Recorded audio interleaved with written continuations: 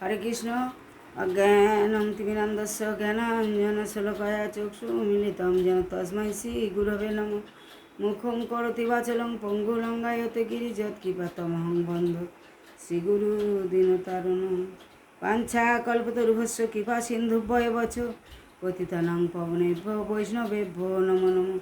হরে Krishna. Radharani YouTube ধর্মকথা চ্যানেলের পক্ষ থেকে আমি রাধারানী ইউটিউব ধর্মকথা চ্যানেলের পক্ষ থেকে পুতুলানী দাসী আপনাদের অন্যান্য দিনের মতো ধর্মকথা এবং ভাগবত কথা শ্রবণ করাচ্ছি গম্ভীরাজি শ্রী রাধাকান্ত মঠ এবং কাশী মিশ্রের গিয়ে মহাপ্রভু স্বয়ং কৃষ্ণ রূপে গ্রহণ করলেন। হরে কৃষ্ণ। নারায়ণ নমস্কৃত্যং নরস্যৈব নরোত্তমং দেবীং সরস্বতী ব্যাসিং ততো জয় মুদীরয়ে। রাধাকান্ত মন্দির জগন্নাথ মন্দিরের দক্ষিণ পূর্বে বালিশাহিতে স্বর্গদ্বার যাবার পথে অবস্থিত। এই স্থান শ্রী কাশী মিশ্রের গৃহ নামে পরিচিতি এবং বৈষ্ণবগণের মধ্যে এই স্থান গম্ভীরা নামে আরও বেশি প্রসিদ্ধ। মহাপ্রভু যখন সন্ন্যাস গ্রহণের পর প্রথম শ্রী পুরী আগমন করেন তখন তিনি সার্বভৌম ভট্টাচার্যের গৃহে অবস্থান করতেন, কিন্তু তিনি যখন দক্ষিণ ভারত ভ্রমণ করতে পুরীতে ফিরে আসেন তখন থেকে তিনি কাশী মিশ্রের গৃহে অবস্থান করতে থাকেন। কাশী মিশ্র ছিলেন রাজা প্রতাপরুদ্রের রাজগুরু। রাজা তাকে মন্দিরের কাছে একটি গৃহ ও একটি বড় উদ্যান প্রদান করেছিলেন। সার্বভৌম ভট্টাচার্য রাজা প্রতাপরুদ্রকে শ্রী চৈতন্য মহাপ্রভুর মহিমা ব্যক্ত করলেন। সার্বভৌমই শ্রী প্রতাপরুদ্রকে চৈতন্য মহাপ্রভুর কথা বললেন আর কি। তিনি তাকে জানালেন যে শ্রী চৈতন্য মহাপ্রভু বস্তুত অভিন্ন ভগবান শ্রীকৃষ্ণ। যখন তিনি সন্ন্যাস গ্রহণ করে লীলারত সার্বভৌম ভট্টাচার্যের কথায় রাজা খুব প্রভাবিত হলেন, কিন্তু শ্রীকৃষ্ণ চৈতন্যদেবকে স্বয়ং কৃষ্ণরূপে গ্রহণ করলেন। সার্বভৌম রাজাকে বললেন শ্রী চৈতন্য মহাপ্রভু দক্ষিণ ভারতে গিয়েছেন এবং শীঘ্রই তিনি পুরীতে ফিরে আসবেন।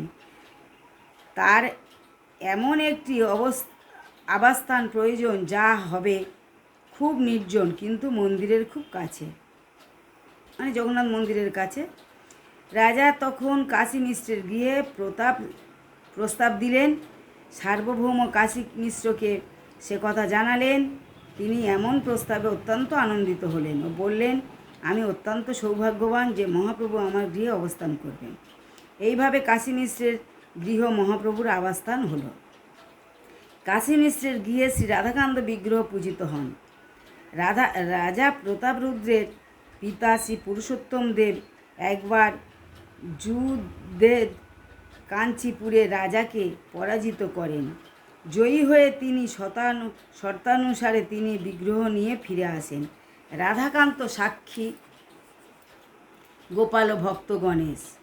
জগন্নাথ মন্দিরের ঠিক পিছনে মন্দির প্রাঙ্গণের মধ্যে ভক্ত গণেশ এখনও পূজিত হচ্ছেন।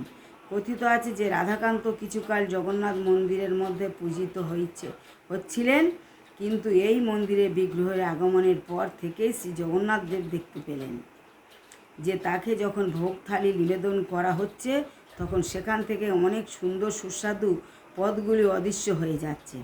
তিনি বুঝতে পারলেন যে রাধাকান্ত বিগ্রহই ওই সব সুস্বাদু পদগুলি ভোজন করতেন। সুতরাং স্বপ্নে রাজার কাছে আবির্ভূত হয়ে শ্রী জগন্নাথ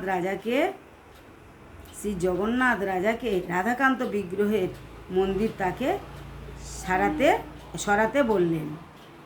রাজা তখন তার গুরুদেব কাশী মিশ্রকে ওই বিগ্রহ তার গৃহে নিয়ে যেতে অনুরোধ করলেন। এইভাবে রাধাকান্তজিও কাশী মিশ্রের গৃহে এসেছিলেন এবং এই স্থানের নাম হয় রাধাকান্ত মঠ। কেউ কেউ বলে যে কাশী মিশ্র রাধাকান্ত বিগ্রহ তার গৃহে নিয়ে গিয়ে তিনি সেবা পূজা করতেন বলে রাজাকে অনুরোধ করেন এবং রাজা সম্মত হন। কাশী মিশ্রের সময় কেবল রাধাকান্ত এখানে পূজিত হতেন। পরবর্তীতে যখন গোপাল গুরু গোস্বামী শ্রী রাধাকান্ত মঠের মহন্ত হন তখন তিনি শ্রী রাধাকান্তের বাম দিকে শ্রীমতী রাধারানী এবং ডান দিকে ললিতা দেবীর মূর্তি প্রতিষ্ঠা করেন।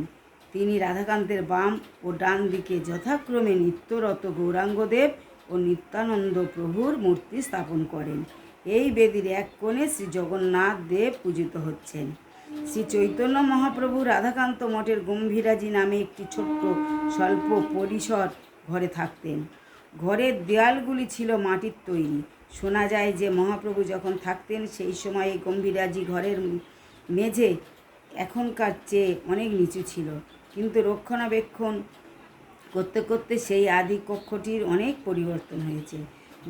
গম্ভীরাজির ভিতরে একটি বাক্সে মহাপ্রভুর ব্যবহৃত কুমণ্ডল, পাদুকা এবং কাঁথা আজও রাখা আছে। অনেকে ওঠান প্রাঙ্গণ দরজা পার হয়ে গম্ভীরাজি ঘরে আসতে হয়। গম্ভীরাজি শব্দের অর্থ অনেক গভীরে। গম্ভীরাজি ঘরটি কাশী মিশ্রের বাগান বাড়ির খুব ভিতরে। মহাপ্রভু তার প্রকট লীলা শেষ 12 বছর নিরবিচ্ছিন্নভাবে এই গম্ভীরাজিতে ছিলেন।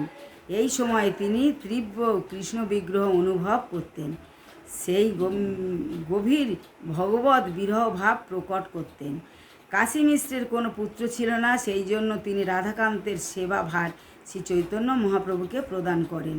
তারপর শ্রী বক্রেশ্বর পণ্ডিতের শিষ্য গোপাল গুরু এই মঠের মহন্ত হন। বক্রেশ্বর পণ্ডিত হতে 5 জন, শিষ্য হতে গুরু শিষ্য পরম্পরা ধারা চলতে থাকে। গোপাল গুরু ছিলেন তাদের একজন। তিনি তার শৈশব কাল থেকে মহাপ্রভুর সেবা করে আসছিলেন এবং গম্ভীরাজিতে তিনি মহাপ্রভুর সেবক গোবিন্দের সাথে অবস্থান করে প্রভুর সেবা করতেন। গোপাল গুরুর পূর্ব নাম ছিল শীল মকরধ্বজ পণ্ডিত। তিনি ছিলেন শ্রী মুরারি পণ্ডিতের পুত্র। স্নেহবশত মহাপ্রভু তাকে গোপাল বলে ডাকতেন। পরবর্তী গোপাল গুরু নামে খ্যাত হন। এর পিছনে একটি কাহিনী রয়েছে। একবার একজন ভক্ত প্রকৃতির ডাকে সাড়া দিতে গিয়েছিল। সেই সময়ে সে তার দাঁত দিয়ে জিহ্বা চেপে ধরে রাখছিল। গোপাল তাই ভক্তকে জিজ্ঞাসা করলো কেন সে জিহ্বা দাঁতে চেপে রেখেছে। উত্তরে ভক্তটি বলল, আমার হরিনাম মহামন্ত্র উচ্চারণ করা অভ্যাস হয়ে গিয়েছে, কিন্তু প্রকৃতির কর্মের সময় পবিত্র নামোচ্চারণ হয়ে যাচ্ছে। সেটা তো ভালো নয়। প্রকৃতির কর্মের সময় পবিত্র নাম উচ্চারণ হয়ে যাচ্ছে, সেটা তো ভালো নয়। এ কথা শুনে বালক গোপাল বলল, হরিনাম উচ্চারণে স্থানকালের কোনো বিধি নিয়ম নেই। যে কোনো স্থানে যে কোনো সময় দিব্য নাম উচ্চারণ করা যেতে পারে। কেউ যদি প্রকৃতির ক্রিয়ার সময় মৃত্যুবরণ করে তখনও তার কি হবে? সে কি অন্তকালে হরিনাম অমৃতে বঞ্চিত হয়ে দেহত্যাগ করবে? মহাপ্রভু আমাকে শিক্ষা দিয়েছেন অনুক্ষণ দিব্য নাম উচ্চারণ করতে। মহাপ্রভু যখন বালক গোপালের এই সিদ্ধান্ত শুনলেন, তিনি অত্যন্ত প্রীত হলেন এবং ভাবলেন যে গোপাল বালক হলেও গুরু বা আচার্য হবার উপযুক্ত হয়েছে। সেই দিন থেকে ভক্তগণ গোপালকে গোপাল গুরু নামেই ডাকতে লাগলেন। সেই সময়ে অভিরাম ঠাকুর নামক একজন খুব প্রসিদ্ধ শক্তিশালী ভক্ত ছিলেন। তিনি ছিলেন দ্বাদশ গোপের একজন, যারা চৈতন্য লীলায় অংশগ্রহণ করেছিলেন। হরে কৃষ্ণ। অভিরাম পণ্ডিতের কথা পরবর্তী ভিডিও আপনাদের শ্রবণ করাবো। ভক্তবৃন্দকে বলছি, ইউটিউবের আপনারা সাবস্ক্রাইব করুন, শেয়ার করুন, লাইক করুন, সঙ্গে থাকুন। হরে কৃষ্ণ।